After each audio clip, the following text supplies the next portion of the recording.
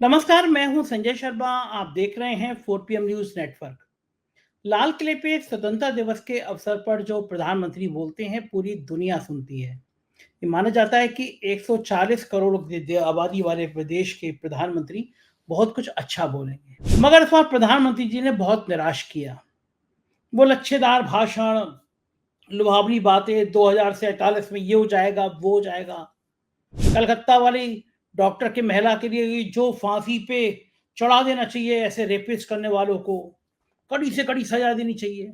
अभय दुबे जी के संग मैं शो करता हूँ, रोज एबीपी चैनल पे आप देखते हैं। अभय जी को बहुत अच्छे पत्रकार हैं, बहुत अच्छी किताबें लिखी हैं, बड़े सामाजिक सरोकारों से जुड़े रहते हैं। उन्होंने पूछा कि प्रधानमंत्री जी कह रहे हैं, मैंने पूछा कि तो कैसा लगा भाषण, तो अभय जी कह रहे हैं कि प्रधानमंत्री कह रहे हैं कि जो बलात्कारी हैं उनको फांसी पे चढ़ा देनी चाहिए, कड़ी से कड़ी दंड देना चाहिए, ऐसा डर लगना चाहिए लोग कांप जाएं। अभय जी ने पूछा कह किससे रहे हैं? 10 साल से आपकी सरकार है, आपकी हुकूमत है, आप बना देते, लेकिन आप करेंगे कुछ नहीं, आपको सिर्फ लफाजी करना आता है। और बात भी सही है, प्रधानमंत्री को बंगाल की डॉक्टर का दर्द तो दिखना भी चाहिए। कोई भी लड़की कहीं उत्पीड़ित हो तो उसको दिखना चाहिए, लेकिन उन्हें उत्तर प्रदेश की हाथरस की वो दलित लड़की दिखाई नहीं दी, जिसको एक बदतमीजी के बाद उसको इतना घायल कर दिया गया था, और जब जली तो उसको पेट्रोल डाल के फूंक दिया गया था। उन्हें अपनी पार्टी का उन्नाव का विधायक कुलदीप सेंगर दिखाई नहीं दिया, जिससे एक लड़की की बलात्कार की, उसके पिता की मौत दर्दनाक तरीके से की गई, साजिशन की गई, और आजकल वो आजीवन कारावास की सजा काट रहे हैं। उन्हें अपनी पार्टी के तमाम ऐसे रेपिस्ट दिखाई नहीं दिए। उन्हें हरियाणा के वो राम रहीम नजर नहीं आते जो बार बार रेप और हत्या के आरोपी हैं, लेकिन बार बार उनको पैरोल मिल जाती। और सबसे बड़ी बात, प्रधानमंत्री जी को मणिपुर की वो महिलाएं याद नहीं आई जिनको नग्न करके घुमाया गया था, दर्जनों महिलाओं के साथ बलात्कार किया गया था, उनकी हत्या कर दी गई थी। प्रधानमंत्री मणिपुर का मान नहीं बोल पाए थे, आज तक मणिपुर नहीं गए। इन तमाम बिंदु पर मैंने बात की है अभय दुबे जी से। बातचीत सुनिएगा और बताइएगा ये बातचीत आपको कैसी लगी, अपनी राय से अवगत कराइएगा। चलते हैं अभय जी के पास। 4 PM न्यूज नेटवर्क में स्वागत है अभय दुबे जी आपका। कल स्वतंत्रता दिवस पर प्रधानमंत्री जी ने जो बड़ी बड़ी बातें की, क्या आप उनसे सहमत हैं? पहला सवाल, महिलाओं का, बलात्कारियों को फांसी की सजा होनी चाहिए, वो कांपने चाहिए। ये बात जब मोदी जी कह रहे थे तो उनको याद नहीं आ रहा था कि हरियाणा चुनाव जीतने के लिए राम रहीम को कितनी सुविधाएं दी गई हैं, जो कई हत्या रेप के आरोप में बार बार वो पैरोल में बाहर आ जाता है। क्या उन्हें मणिपुर की वो महिलाएं याद नहीं होंगी जिनको नग्न करके सड़कों पे घुमाया गया था? प्रधानमंत्री के मुंह से मणिपुर का मान नहीं निकला, आज तक मणिपुर नहीं गए। और ये जो हमले थे, क्या 15 अगस्त के दिन भी इस तरह की शब्दावली, इस तरह के वाक्य एक प्रधानमंत्री को, देश के 140 करोड़ के लोगों की जो आबादी वाले देश है उसके प्रधानमंत्री को इस तरह हमलों के लिए ये मंच होना चाहिए? कुल मिला के मैं आपसे जानना चाहता हूं कि प्रधानमंत्री के जो भाषण में जो जो बातें की गई, आप उससे कितना सहमत हैं? सवाल पूछा है, विशेष रूप से मैं उसके ऊपर जरूर कुछ कहूंगा। आपने कहा है कि प्रधानमंत्री ने कहा है कि महिलाओं के खिलाफ जो अपराध करते हैं या उन्हें जो सताते हैं उनको कड़ी से कड़ी सजा दी जानी चाहिए।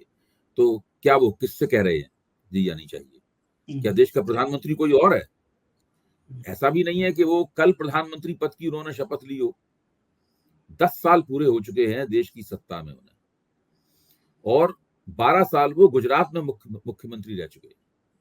यानी 22 साल से लगातार जो व्यक्ति सत्ता में है, वो व्यक्ति कह रहा है कि ऐसा किया जाना चाहिए, वैसा किया जाना चाहिए, महिलाओं के खिलाफ जबरदस्त कड़ी से कड़ी सजा दी जानी चाहिए, फांसी भी लटका देना चाहिए। तो ये चाहिए किसके लिए कह रहे हैं वो? भाई अगर ये बात वो अपने लिए कह रहे हैं तो उन्हें शीशे के सामने खड़े होकर कहना चाहिए थी। उन्हें दर्पण के सामने खड़े होकर ये बात कहना चाहिए थी कि वो खुद कहते और दर्पण में नरेंद्र मोदी उनकी बात को सुनते, फिर उस बात के ऊपर अमल करते। लेकिन यहाँ तो वो सारे देश के सामने किससे कह रहे हैं? क्या हम लोगों से कह रहे हैं कि ऐसा किया जाना चाहिए? किससे कह रहे हैं? मतलब वो बात ये कितनी अजीब सी बात है। आप जरा इस बात को सोचिए कि जो व्यक्ति इतने दिनों से सत्ता में है, वो खुद उसने महिलाओं के खिलाफ जुल्म ज्यादती करने वालों को कड़ी से कड़ी सजा मिले, इसके लिए पिछले 22 वर्ष में कुछ भी नहीं किया। और पिछले 10 वर्ष में तो वो देश का सबसे बड़ा सत्ताधारी है, उनसे ताकतवर व्यक्ति तो इस देश में कोई है नहीं।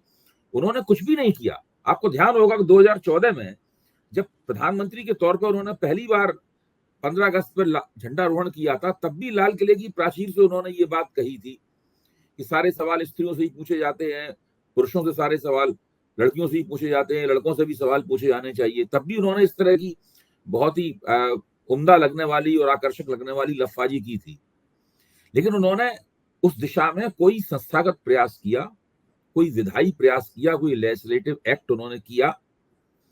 क्या किया उन्होंने? भाई ठीक है, देश के कुछ राज्यों में गैर भाजपा सरकारें हैं, वो भले अब आपकी बात मानने से इनकार कर दें, लेकिन देश के अधिकतम राज्यों में पिछले 10 वर्षों में लगातार भारतीय जनता पार्टी की सरकार है। आप अपनी उन सरकारों से कुछ करवाते? दरअसल इन्होंने कुछ भी नहीं किया लफाजी करने के अलावा।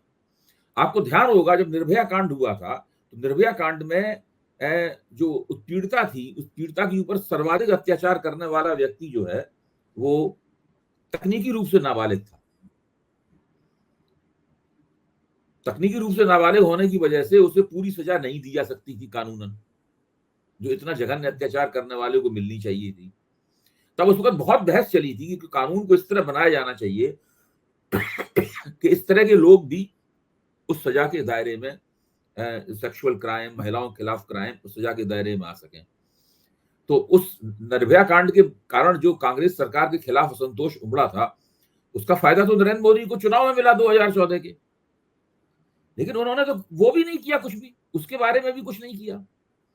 किसी बार किसी कोई काम न करना और केवल लोगों को उपदेश देना, चाहे मन की बात के रूप में उपदेश देना, चाहे राष्ट्र के नाम संबोधनों में उपदेश देना, लगातार इस तरह की लफाजी करना और कोई काम न करना, ये नरेंद्र मोदी के पूरे राजनीतिक करियर की विशेषता बन गई है। अब अगर आप नरेंद्र मोदी के इस भाषण के कुछ दूसरे पहलुओं पर भी चर्चा करना चाहें तो मैं उसके लिए तैयार हूं। जी, कहा कि 140 करोड़ का देश जब खड़ा हो जाता है तो वो बहुत आगे बढ़ जाता है। जब 40 करोड़ थे तो ऐसा हो गया, अब 140 करोड़ ही कर देंगे। मेरा कहना था ये जो लोहानी बातें, ये जो लच्छेदार बातें, विपक्ष पर हमले, कुल मिला के सार आपको आज के प्रधानमंत्री का भाषण का सार क्या था? अब आप देखिए ये जो 140 करोड़ वाली बात है, जरा इसके ऊपर गौर कीजिए। इस वक्त भारत की प्रति व्यक्ति आमदनी, पर कैपिटा आमदनी कितनी है? मेरे ख्याल से 2 लाख से कुछ थोड़ी सी ज्यादा है प्रति व्यक्ति आमदनी। अगर आप 15 अगस्त 1947 से तुलना करेंगे तो ये आमदनी बहुत ज्यादा बढ़ गई है। उस वक्त तो कुछ 100 रुपए आमदनी थी उस वक्त तो, लेकिन उसमें कुछ 100 रुपए की कीमत काफी होती, लेकिन ये 2 लाख रुपए प्रति व्यक्ति प्रति वर्ष से ज्यादा प्रति व्यक्ति आमदनी है औसतन भारत की। अमेरिका की प्रति व्यक्ति आमदनी कितनी है, जो दुनिया की नंबर 1 की अर्थव्यवस्था है, जो नरेंद्र मोदी कहते हैं कि भारत 2047 पे भारत में दुनिया में नंबर 1 की अर्थव्यवस्था बन जाएगा। उस वक्त आमदनी कितनी, अमेरिका की आमदनी कितनी है? 13 लाख रुपए से ज्यादा की आमदनी है प्रति व्यक्ति अमेरिका की। विश्व बैंक की रिपोर्ट ये कहती है कि भारत को अमेरिका की प्रति व्यक्ति आमदनी का 1/4 बनने में, यानी 25%, उस आमदनी का 25% बनने में भारत को अभी 75 वर्ष लगेंगे। चीन ये काम 10 साल में कर लेगा। इंडोनेशिया शायद 25 वर्ष में ये काम कर लेगा, लेकिन भारत को इस काम में 75 वर्ष लगेंगे। तो और कितना भारत में कुपोषण, कितने बड़ी कुपोषित लोग कितनी बड़ी संख्या में हैं। ऐसे लोग जिनको खुराक कम मिलती है, इसकी वजह से उनकी लंबाई नहीं बढ़ती है, स्टंटेड ग्रोथ जिसको बोलते हैं, ऐसे लोगों की करोड़ों में संख्या भारत में है। सरकार खुद ही मानती है कि 80 करोड़ से ज्यादा लोग जो हैं वो भूखे पेट सोएंगे अगर उन्हें मुफ्त अनाज नहीं दिया जाएगा। सरकार मुफ्त अनाज योजना उनको कई साल से चला रही है। रिजर्व बैंक के जो ताजे आंकड़े बताते हैं कि पिछले 6 महीने से लगातार भारत की अर्थव्यवस्था में लोगों का भरोसा कम हो रहा है, नीचे गिर रहा है। ऐसी स्थिति में आप मंच पर खड़े होकर राष्ट्र के नाम संदेश देते हुए दावा करते हैं कि आज हम तीसरी सबसे बड़ी अर्थव्यवस्था हैं, थोड़े कुछ दिनों बाद आज हम 5वीं सबसे बड़ी अर्थव्यवस्था है, कुछ दिनों बाद तीसरी सबसे बड़ी अर्थव्यवस्था बन जाएंगे, और फिर हम जब भारत का 100 वर्ष पूरे होंगे आजादी को, तब हम दुनिया की पहली अर्थव्यवस्था बन जाएंगे। इस बात को लोग सुन लेते हैं, प्रधानमंत्री समझते हैं कि कोई इसका मतलब नहीं समझता। लोग एक कान सुनते हैं, दूसरे से निकाल देते हैं। जो गौर करते हैं उन्हें हंसी आती है या अफसोस होता है। भारत की अर्थव्यवस्था बहुत बुरी हालत में है। आपका प्रधानमंत्री का जो आर्थिक सर्वेक्षण है, जो भी कुछ दिन पहले आया था, वही आर्थिक सर्वेक्षण ही कहता है कि देश में कितनी ज्यादा बेरोजगारी है।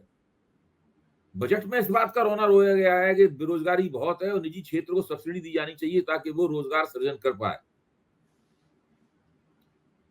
जिस देश में रोज सरकार अर्थव्यवस्था में दम नहीं है कि रोजगार कम कर सके, अर्थव्यवस्था में दम नहीं है कि लोगों की आमदनी बढ़ा सके, अर्थव्यवस्था में दम नहीं है कि महंगाई देश में कम कर सके।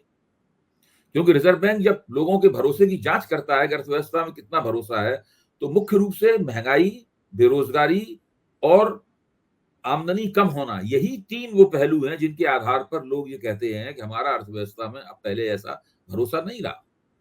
ये प्रधानमंत्री इतने बड़े-बड़े दावे करते हैं। तो ये फिर से मैं वही कह रहा हूं, जो स्त्री वाले प्रश्न पे उन्होंने लफाजी की थी, आर्थिक प्रश्न पे भी इनका पूरी बात वो उस लफाजी से कम नहीं, वो लफाजी की श्रेणी में ही आता है, क्योंकि ये करते कुछ नहीं है। ये लोग कहते हैं हम कुछ करते नहीं है, तो हमारी इतनी राज्यों में सरकार कैसे बन जाएगी? हम बार-बार तीसरी बार एनडीए की सरकार बन गई तो वो कैसे बन जाएगी? देखिए, बात सत्ता में होने वाली बात नहीं है। सत्ता में तो आदमी बुरा प्रशासन देकर, बुरी गवर्नेंस देके भी व्यक्ति सत्ता में बना रह सकता है, क्योंकि उसके लिए कुछ खास तरह की परिस्थितियां जिम्मेदार होती हैं। नरेंद्र मोदी का उदय देश में एक ऐसे क्षण में हुआ, मतलब एक ऐसे समय में हुआ, एक खास तरह के समय में हुआ, जबकि कांग्रेस का पराभव हो रहा था, कांग्रेस का ग्राफ नीचे जा रहा था। वामपंथी दल ग्लोबलाइजेशन की, भूमंडलीकरण की और नवोदारतावादी अर्थव्यवस्था के कारण धीरे धीरे करके उनका प्रभाव भी घट रहा था, तिरोहित हो रहा था उनका प्रभाव, और सामाजिक न्याय की राजनीति कुछ एक जातियों की राजनीति में पतित हो गई थी। जैसे बहुजन समाज पार्टी केवल जाटवों की पार्टी रह गई थी, राष्ट्रीय जनता दल और समाजवादी पार्टी केवल यादवों की पार्टी रह गई थी। इस तरीके से एक खास तरह की ऐसी परिस्थिति बनी थी जिसमें एक राजनीति में शून्य पैदा हो गया था। खुद भारतीय जनता पार्टी में दिल्ली का नेतृत्व, आला कमान का नेतृत्व करने वाले लोगों की साख बहुत बुरी तरीके से गिर गई थी। ऐसे में गुजरात से एक ऐसा व्यक्ति योजना पूर्वक लाया गया और खुद आया, जिसके बारे में लोगों को ठीक से पता नहीं था कि दरअसल है क्या। अच्छी लफाजी की, अच्छी योजना बनाई, भारत की कारपोरेट पूंजी ने उनका समर्थन किया और दूसरे पार्टियों, दूसरे नेताओं की साख कम थी। तो और विपक्ष पूरी तरीके से बटा हुआ था, इसीलिए पहले चुनाव में आपको केवल 31% वोटों की वजह से स्पष्ट बहुमत मिल गया। दूसरे चुनाव में केवल 37% वोटों की वजह से आपको स्पष्ट बहुमत मिल गया। लेकिन जैसे ही लोगों को इस बात का एहसास हुआ कि ये जो कहते हैं वो करते नहीं है, वैसे ही एंटी इनकम्बेंसी बनने लगी। विपक्ष की बहुत मामूली सी एकता, जो पूरी एकता भी नहीं थी, उस एकता ने ही इनके बहुमत को घटा दिया। 63 सीटें इनकी कम हो गई और ये अल्पमत में आ गए और इनको फिर गठजोड़ सरकार चलानी पड़ी। लेकिन नरेंद्र मोदी का जो चुनाव जीतने का रिकॉर्ड भी इतना आकर्षक नहीं है जितना आकर्षक करके उन्हें बताया जाता है। न 2014 में उनको तथाकथित रूप से प्रचंड बहुमत मिला था, स्पष्ट बहुमत मिला था, 282 सीटें मिली थी। 272 से बहुमत से केवल 10 सीटें ज्यादा थी, ये प्रचंड बहुमत नहीं था। 2019 में भी जबकि इन्हें राष्ट्रवादी हमदर्दियों का लाभ मिला सर्जिकल स्ट्राइक के कारण, तब भी इनको प्रचंड बहुमत प्राप्त नहीं था। भाई, बहुमत से केवल ये 32 सीट ही ज्यादा थे। ये तो टीवी पे कही जाने वाली बात है कि प्रचंड बहुमत, कोई प्रचंड बहुमत प्राप्त नहीं था। प्रचंड बहुमत राजीव गांधी को मिला था 400 से ज्यादा सीटों का। प्रचंड बहुमत जवाहरलाल नेहरू को मिलता था, इंदिरा गांधी को मिलता था। उन लोगों को 350 से ज्यादा सीटें, कम सीटें नहीं मिलती थी, एक आध चुनाव को छोड़ के। जब जवाहरलाल नेहरू ने अपना तीसरा चुनाव जीता था, तब पता लगाइए उनको कितना बहुमत मिला था। 40% से ज्यादा वोट मिले थे, 350 से ज्यादा सीटें प्राप्त हुई थी जवाहरलाल नेहरू को। उनसे इनकी कोई तुलना नहीं की जा सकती। इनको स्पष्ट बहुमत 2 बार जरूर प्राप्त हुआ, कुछ विशेष परिस्थितियों में, और जैसे ही वो परिस्थितियां नहीं रही, इनकी लफाजी पे किसी ने ध्यान नहीं दिया और इनका बहुमत समाप्त हो गया। मैं तो हमेशा ये मानता हूं कि अगर इन्होंने बहुत जबरदस्त रूप से अपनी रीति नीति, अपने कथन और अपनी कथनी और करनी को बदला नहीं, तो वोटरों ने अभी आधा काम किया, अगले चुनाव में पूरा काम करेंगे, इनका बिल्कुल सुपड़ा साफ हो जाएगा। बिल्कुल ठीक बात है। और कार्यक्रम में एक बड़ी खराब बात दिखाई दी कि नेता प्रतिपक्ष राहुल गांधी को पीछे बिठाया गया, और नेता प्रतिपक्ष का बहुत बड़ा स्थान होता है, कैबिनेट मिनिस्टर से बड़ा माना जाता है उसको। प्रोटोकॉल, उसका एक विशेष प्रोटोकॉल होता है। लेकिन फिर बाद में सफाई दे दी गई कि ओलंपिक के खिलाड़ी जो थे वो आ गए थे, उनका सम्मान करना था, इसलिए उनको आगे बिठा दिया गया। लेकिन हम लोगों ने देखा कि शायद राजनाथ सिंह की पत्नी भी आगे बैठी हुई थी, बाकी लोग भी आगे बैठे हुए थे। तो ये परंपरा क्या उचित है कि आप राहुल गांधी को हर समय अपमानित करते रहो, हर समय उसको कटौती करते रहो? राहुल गांधी को और कितना अपमानित करेंगे? कभी उसको पप्पू का, कभी उनकी सदस्यता खत्म हो जाए इसकी कोशिश करी गई, मकान खाली करा दिया क्या? और आप बहुत ज़्यादा कांग्रेस ने इसका विरोध किया है और कहा है कि राजनाथ सिंह से उम्मीद ऐसी नहीं थी कि रक्षा मंत्रालय ऐसा करेगा। रक्षा मंत्रालय ने सफाई दी है कि भई आगे ओलंपिक के खिलाड़ी बैठे थे इसलिए हमने उनको पीछे हटा दिया। क्या ये उचित था? इससे ज्यादा घोर अनुचित तो कुछ हो ही नहीं सकता है। तो इससे ज्यादा अनुचित और क्या हो सकता है? बहुत दिनों 10 साल बाद तो विपक्ष को उसका बाकायदा एक संविधान सम्मत नेता मिला, और वो ऐसा नेता मिला जो लगातार प्रभावी है। उसने कई प्रदेशों में नरेंद्र मोदी की लोकप्रियता को पीछे छोड़ दिया है, और संसद में लगातार वो हावी है, छाया हुआ है चारों तरफ राहुल गांधी। ऐसे नेता को आपने, चूंकि संसद में आप उसका मुकाबला नहीं कर पाते, तो आपने सोचा कि चलो स्वतंत्रता दिवस के मौके पर बुला के ही थोड़ा अपमानित कर लिया जाए और दिल की भड़ास निकाल ली जाए। देखिए, इस तरह की हरकतें करने से इनको और दिक्कत होगी। इससे राहुल गांधी का नुकसान नहीं हुआ, इससे इन्हीं का नुकसान हुआ। एक तो इससे पता चलता है कि इनके अंदर उदारता बिल्कुल नहीं है। दूसरी बात पता चलती है, अगर उन्होंने जानबूझ के नहीं किया है तो ये बदइंतजामी है। अगर जानबूझ के नहीं किया है तो बदइंतजामी है। बदइंतजामी है तब भी ये निंदनीय है। तो इसका जवाब तो इन्हें देना पड़ेगा। और ये जो तर्क है कि ओलंपिक के लोग, ओलंपिक पदक वीर जो थे वो आके बैठ गए थे, ये तो एक व्यक्ति के लिए कि आगे सीट नहीं खाली की जा सकती थी। क्यों इतना राहुल गांधी से भयभीत रहते हैं? क्यों राहुल गांधी से इतना परेशान रहते हैं, डरे रहते हैं? जब पार्लियामेंट में राहुल गांधी ने कहा कि देखो मैं बोलने का लगता हूँ, प्राइम मिनिस्टर चले जाते हैं हाउस में। प्राइम मिनिस्टर सामना नहीं करना चाहते राहुल गांधी का।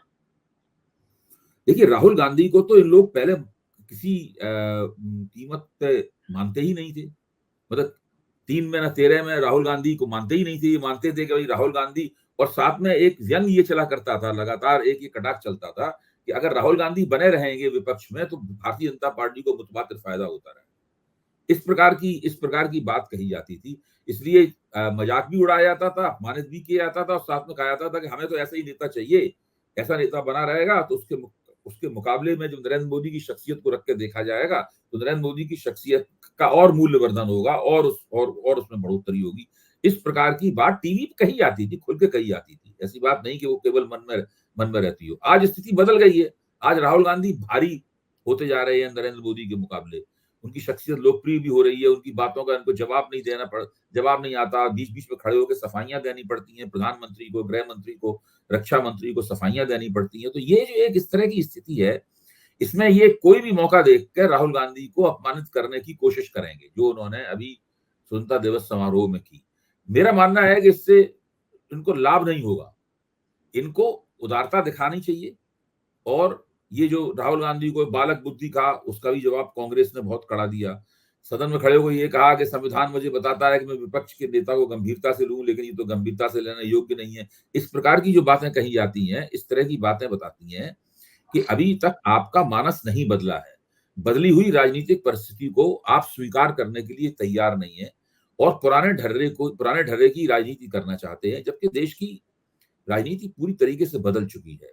अब नरेंद्र मोदी का ग्राफ उतार की तरफ है, और राहुल गांधी का ग्राफ चढ़ाव की तरफ है। इस देश में अगर किसी की छवि प्रतिदिन चमक रही है तो वो राहुल गांधी है, और किसी की छवि प्रतिदिन मंद हो रही है तो वो नरेंद्र मोदी है।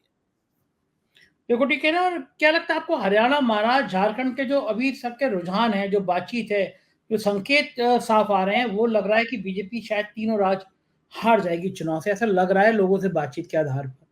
अगर ऐसा हो जाता है तो आपको क्या लगता है कि अगला 15 अगस्त को मोदी जी झंडा फहराएंगे, मोदी जी का भाषण होगा या किसी और का भी हो सकता है?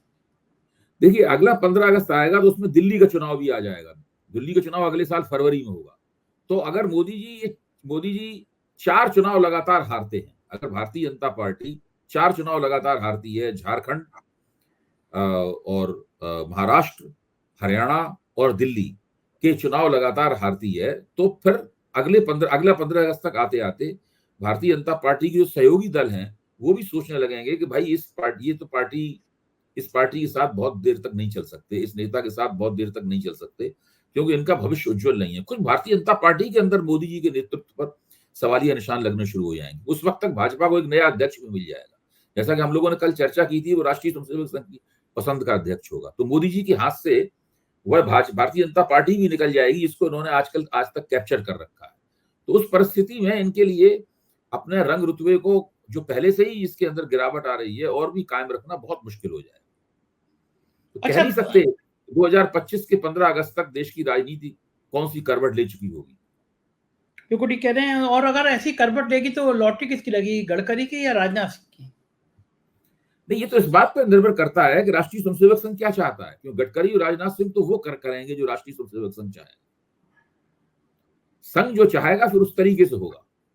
और फिर अगर मोदी जी हटते हैं सत्ता से, तो फिर बहुत से लोग सत्ता से हटेंगे।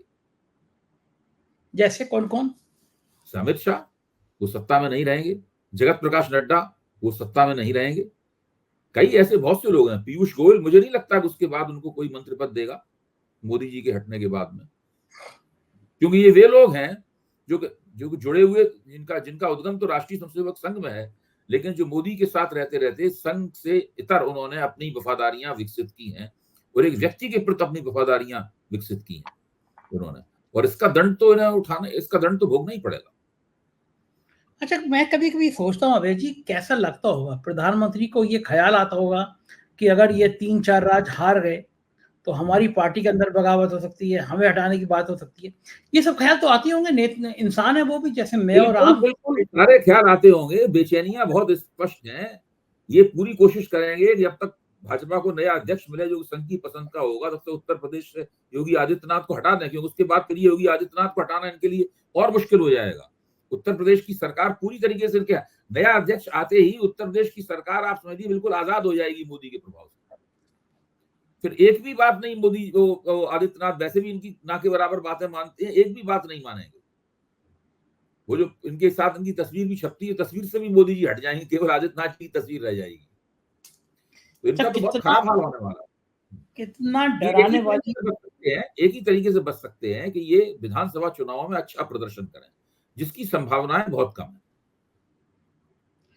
कितना डराने वाला, कितना परेशान करने वाला क्षण होता है कि ये व्यक्ति कल्पना करे, जो 22-23 साल से लगातार सत्ता में है, शीर्ष पर है, वो कल्पना करे कि भाई अब मैं हट सकता हूँ। ये कल्पना ही आदमी को डरा देती होगी, आधा कर देती होगी सोच-सोच के कि एक भाई तो मैं इनकी हट योजना सकता तो हूँ। वही है, इनकी योजना तो वही थी जिसका अरविंद केजरीवाल ने खुलासा किया था जेल से निकलने के बाद। केजरीवाल ने कहा था कि ये योगी जी का पत्ता साफ करेंगे, जिसकी कोशिश लगातार जारी है, और उसके बाद अमित शाह को अपना उत्तराधिकारी बनाएंगे। तो मैंने कई पत्रकारों से पूछा कि इस बयान को आप किस रूप में देखते हैं, तो उन्होंने कहा कि भाई मोदी जी का रिटायरमेंट प्लान है ये मोदी जी का रिटायरमेंट प्लान है। अगर और कोई व्यक्ति प्रधानमंत्री बना, इनका उत्तराधिकारी बना भाजपा में, तो इनको दिक्कत हो सकती है। इसलिए मोदी ये जी अमित क्या शाह को, जी मोदी जी क्या आसानी से रिटायर हो जाएंगे? रिटायरमेंट ले लेंगे अगर हालात बदल भी गए तब भी? भाई देखिए, जब उन्हें ये लगेगा कि अब उनके नाम पर वोट नहीं पड़ रहे हैं, अब पहले जैसी बात नहीं रही, वो तो फिर उम्र भी बढ़ रही है। आज भी आप देखिए कुछ हाँफते हुए से लग रहे थे, जिस तरह सफाई के साथ में आप कल्पना की 2014 में जो ऊर्जा दिखाई पड़ती थी, 2019 में जो ऊर्जा दिखाई पड़ती थी, वो ऊर्जा भी आज नहीं थी। इत्तेफाक से आज ऐसा लग रहा था कि जैसे इनका टेलीप्रॉम्प्टर भी फ्लॉप फेल हो गया हो, तो नीचे कुछ देख देख के पढ़ रहे थे। उसमें उनको ढंग के पूरे वाक्य बनाने में भी दिक्कत हो रही थी, भाषण काफी बिखरा हुआ था। अब पिछले साल उन्होंने मेरे परिवारजनों से शुरू किया था, आपको याद होगा, और उसके बाद वो भी कहते रहे, और लोकसभा चुनाव में भी कहते रहे। आज भी उन्होंने मेरे परिवारजनों शुरू किया, उसके बाद वो भूल गए मेरे परिवारजनों कहना। उसमें मेरे प्यारे देशवासी ही कहते रहे पूरे भाषण में। आप बिल्कुल शुरू में देखिए, शुरू में उन्होंने मेरे परिवारजनों से शुरुआत की, उसके बाद दोबारा नहीं कहा परिवार, उसके बाद भूल गए। वो पुराने स्टाइल में, पुरानी शैली में मेरे देशवासी, मतलब ये तो केवल एक उदाहरण है, बताते कि वो पहले ऐसी बात नहीं रही। उम्र भी बढ़ती जा रही है, बहुत सारी ऐसी चीजें हैं कि वो अपना रिटायरमेंट प्लान उन्होंने एक बनाया था। वो तो इन्हें स्पष्ट बहुमत प्राप्त नहीं हुआ, वरना रिटायरमेंट प्लान को अभी तक लागू करना की शुरुआत कर देते। कितना उसके बाद ऐसा खतरनाक होता हो। कि उसके बाद दो या 3 झंडारोहण तो ये करते, और बाकी झंडारोहण अमित शाह करते। अब अमित शाह के लिए भी कितना कष्टदायक बात होगी, क्योंकि ये बात सही है कि जब तक मोदी हैं तब तक अमित शाह हैं, क्योंकि मोदी के बाद अमित शाह के लिए भी पार्टी में इतनी सहजता तो नहीं रही होगी। तो अमित शाह के लिए भी बहुत कठिन दौर है ये समय कि ये 3-4 राज्य जो हैं, इन 3-4 राज्यों में भाजपा जीते। ये जितना मोदी के लिए ज़रूरी है, उतना ही अमित शाह के लिए भी ज़रूरी है, क्योंकि वरना अमित शाह के भी ग्रह खराब हो सकते हैं। देखिए, उनके हाथ में नहीं है कुछ भी। ठीक है, सब लोग चुनाव वो बार-बार चुनाव जीतना चाहते हैं, पहले ऐसा रंग-रुतबा कायम करना चाहते हैं, लेकिन उनके हाथ में क्या है? उनके हाथ में तब सब कुछ होता जबकि ये लोकसभा चुनाव ठीक से जीत लेते। लोकसभा चुनाव जीत न पाने की वजह से बहुत सारी बातें उनके हाथ से निकल गई। ये तो गनीमत है कि उनकी केवल 63 सीटें कम हुई। कहीं उनकी अगर 30-40 सीटें और कम हो जाती, तो इस सरकार भी ना बना पाते। यह सरकार बनती भी तो बहुत ज़्यादा कमज़ोर सरकार होती। फिर उसमें और भी ज़्यादा निर्भर रहना पड़ता सहयोगी दलों के ऊपर। सहयोगी दल ये शर्तें भी रखते हैं कि फलाने आदमी को आप गृह मंत्री बनाइए, फलाने को नहीं बनाइए। ये सब बातें भी होने लगती, जो अभी नहीं हो पा रही हैं। तो वो सब अब ये कुछ भी इनके हाथ में नहीं है। ये सहयोगी दल भी कब तक सपोर्ट करते रहेंगे, जब लगेगा कि जादू खत्म हो रहा है, तो वो भी अपना जब हाथ तक खींचेंगे? जब तक इनको देखिए सहयोगी दल देख रहे हैं, सहयोगी दलों की निगाह विधानसभा चुनाव के ऊपर। अगर विधानसभा चुनाव में भाजपा ने अच्छा प्रदर्शन नहीं किया, तो इनकी ये सरकार 5 वर्ष नहीं चलेगी। हाँ, विधानसभा चुनाव में भाजपा अगर रिकवरी करती हुई दिखी, तो ये सरकार फिर 5 वर्ष चल जाएगी। फिर अगले 2029 के लोकसभा चुनाव में फैसला होगा कि भाजपा फिर जीतेगी या नहीं जीतेगी। अच्छा, आपको क्या लग रहा है विधानसभा चुनाव में क्या नतीजा रहने वाला है? विधानसभा चुनाव में कोई विधानसभा चुनाव ऐसा नहीं है जहां पर भाजपा के जीतने की गारंटी हो। महाराष्ट्र में ये बहुत बुरी हालत में है। झारखंड में आदिवासी क्षेत्रों में और दूसरी जगहों पर भाजपा लोकप्रिय नहीं है। हरियाणा में भारतीय जनता पार्टी तो किसान गांवों में घुसने में भी भारतीय जनता पार्टी की कार्यकर्ताओं को मुश्किल होगी। उनके पास शहरी वोट और ओबीसी वोटों के अलावा और कोई ऐसा कोई वोट है नहीं जिसकी कोई गारंटी हो उन्हें प्राप्त होगा। दिल्ली में अभी भी आम आदमी पार्टी भाजपा के इतने हमलों के बावजूद आम आदमी पार्टी विधानसभा चुनाव की राजनीति में बहुत ही शक्तिशाली है। भाजपा अभी हो सकता है कुछ एक सीटें बढ़ा ले, 8 की बजाय 10 हो जाएं, 11 सीटें हो जाएं। इससे ज्यादा भाजपा की कोई दिल्ली में औकात है नहीं। भाजपा के पास दिल्ली में नेता ही नहीं है। दरअसल नेता हाँ, ही सही नहीं। कह रहे हैं आप। किसी इसी तरीके से बिहार में भी भाजपा के पास नेता नहीं है। बिहार में नीतीश कुमार भाजपा से ज्यादा बड़े नेता हो गए। सुशील मोदी की मृत्यु के बाद में भाजपा के पास कोई नेता नहीं है वहां पर। बहुत सुशील मोदी कठिन को भी ये ठिकाने लगा ही रहे थे, अब तो वो उनका देहांत ही हो गया। तो बहुत मुश्किल है भाजपा के लिए, नेतृत्व विहीन है ये। बिल्कुल ठीक कह रहे हैं, हालात बहुत खराब है, हमारी निगाह बनी रहेगी। बहुत बहुत शुक्रिया अभय जी, आपने समय दिया। आभार। तो ये थे अभय दुबे जी, और आप मान गए होंगे कि ये बात बहुत तार्किक तरीके से की गई और कहा गया कि प्रधानमंत्री का ये बातचीत, ये अंदाज ठीक नहीं था। कैसी लगी बातचीत जरूर बताइएगा, अपनी राय से अवगत कराइएगा। शुक्रिया, थैंक यू।